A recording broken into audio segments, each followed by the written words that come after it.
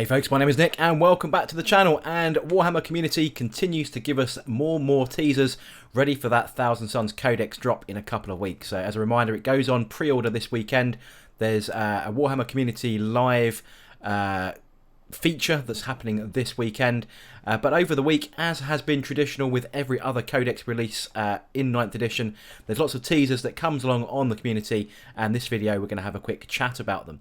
So how Kabbalistic rituals work then means that at the start of our psychic phase we're going to generate a pool of Cabal points depending on the number and type of psychers in our army. So as you can see on the screen, if you are running Magnus the Red, you will generate 4 points, Sorcerers in Terminator Armors, Infernal Masters 2 points, and so on. You can see that chart right in front of you. On an average 2,000 point army that is what I would consider, you know, non-goaty, so not full of Zangor, you're probably going to end up with around about 16 to 18 points, I think, on average to play around with each psychic phase. So 16 to 18, and we can see here that's on the community page that every Kabbalistic ritual is going to cost between 3 and 9 Cabal points. So the more powerful they are, the more points they're going to cost, which means we're going to have, you know, less rituals to be able to call upon, or you can go with the smaller ones and obviously be able to use more. They've given us a couple of examples on the teaser so far. The first one is called Cabbalistic Focus, and it costs you 8 of your Cabal points. And this one is use this Kabbalistic ritual after a psychic test made for a unit from your army is passed. So the good thing is we know that we've already passed it. Some of these abilities in the past or stratagems in the past have relied on you to call upon it first, and it could potentially get wasted if it doesn't go off. In this case, we know it's passed, and that psychic power or psychic action cannot be denied. So that's a really handy one. They give a great example here called Twist of Fate, where you deny your enemy their invulnerable save. Now, we used to have a different name for that. It used to basically be called Death Hex, so there's obviously a lot of renaming going on within the Codex, which is going to be quite confusing. But that's a really good example if you want to deny certain abilities from your opponents, especially when we come to dominate that psychic phase. The second example they give us is a bit more of a cheaper one for 5 Cabal points, and use this Kabbalistic ritual after taking a psychic test for a unit in your army and add 1 to that psychic test. So it doesn't say whether you've got to pass or fail it, so if you're looking to get off a psychic power that's more powerful than you've rolled, or you've potentially failed it by 1, you can use that 5 Cabal points to add 1 to that test and either make it even more powerful or actually just achieve it in the first place. There's going to be plenty more of these Kabbalistic rituals that we can call upon. Those are just the 2 examples. I'm going to be interested to know what the one that's going to cost 9 points is going to be, and equally I want to know what the ones that are going to cost 3 points are going to be. So those are going to be you know, the ones that you could potentially call up 5 times, or the ones you could potentially call up twice. So yeah, going to be very interesting to see what the really expensive and the really cheap ones are. But certainly a very nice addition to the Codex. I think this is going to save us some dice rolls. This is going to make us a little bit more offensive and potentially defensive as well in that psychic phase, which is where the Thousand Sons really need to dominate the game, because everything else is a little bit sort of in the middle, you know, mid-range shooting and stuff like that. We don't have the depth of a regular Space Marine army, for example, so we're going to have to rely really, really heavily on clever use of Cabal points and our new psychic powers. The second of the 3 teasers that we were given today then, well, as I record this video, it would have been on the Tuesday, is more depth on the 9 great cults. Now, we were introduced to the cults as a rule set for Warhammer 40k in the Psychic Awakening Ritual of the Damned book. Now, that's going to be completely null and void once our Codex comes out, because all of those abilities, or the reworked version of those abilities, are now going to be in our Codex.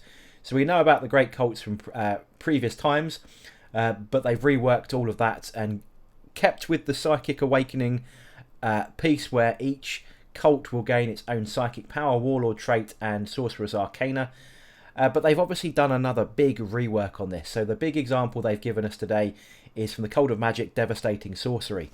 Now, the new version of this is once per psychic phase when you attempt to manifest either smite or witchfire psychic power.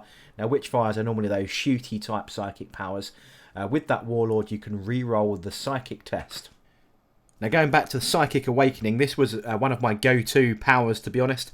Within the Cult of Magic, it used to be when that Warlord manifests a psychic power that inflicts 1 or more mortal wounds on an enemy, increase that mortal wound count by 1. So D3 mortal wounds became D3 plus 1, for example.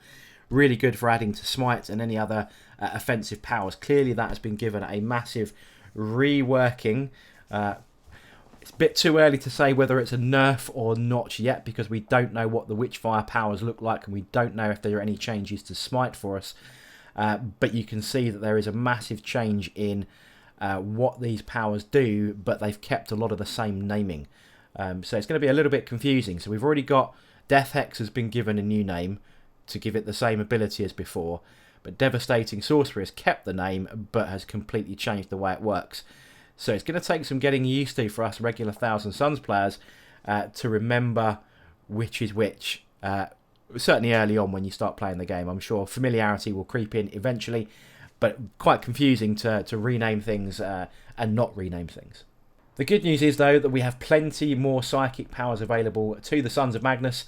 We're going to get 9 each from the expanded Discipline of Change and an all-new Discipline of Vengeance. Now, one of the things that really nerked a few people within the Thousand Suns community is really the lack of variety within our powers. Now, we had 3 lots of powers to choose from, but most of which were demonic in nature, so very few models could actually take them.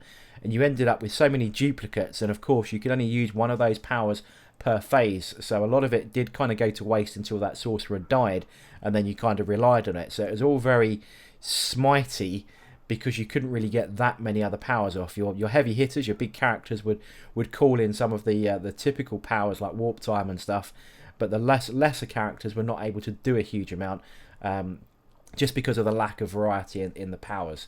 So it's good to know that we're going to get a lot more to choose from. The final tease that we've got then is on Legion Command. Now this is following in the footsteps of some of the character upgrades you can give to Space Marines, for example, where you can have like Master Apothecaries and so on. For a few extra points, you can buff some models in your army to give them a change of stat line, just to sort of promote them in their ranks as such. So the Legion Command we've got here is an Exalted Sorcerer, is an extra +1 on your power level, or 25 points if you're playing regular competitive type points games, and that's called a Rahati ability, and this model can attempt to manifest an additional psychic power. That was pretty much the main difference between a regular sorcerer and an Exalted Sorcerer. And then we had, they had some extra wounds as well, actually. It was 1 extra wound. But then Sorcerer or Sorcerer in Terminator Armor for +1, again, power points, or 10 regular points. You can promote them to a Battle Psyker, in which case they gain an extra point on their ballistic skill and weapon skill, coming up to 2+, and an extra attack. So very similar in the way that the Space Marine characters can be kind of promoted to be better in their rank, and this is kind of how it's appearing to be for us Thousand Suns players. Now I can't tell whether you can only do this once or not. It doesn't. I know in the Space Marine Codex you'd only have 1 Master Apothecary and so on, but it seems to not word it quite that way in the teaser. I'd be interested to know whether that is, you can only have 1 Exalted Sorcerer, for example, or 1 Battle Psyker. So it's going to be interesting to see how that actually plays out in the real codex, or any FAQ clarities that we might get, or erratas we might get afterwards.